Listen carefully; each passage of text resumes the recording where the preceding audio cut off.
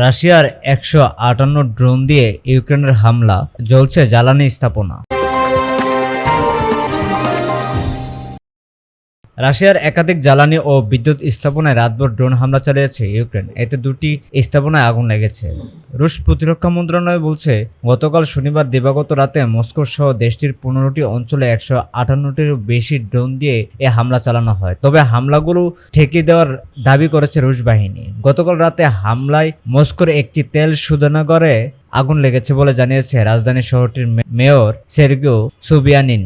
তিনি বলেন, ড্রোন হামলার কারণে তেল শোধনাগারটি আলাদা একটি কক্ষে আগুন লাগে। অন্তত 11টি ড্রোন দিয়ে রাজধানী মস্কো ও আশেপাশের এলাকায় হামলা চালানো হয়েছে।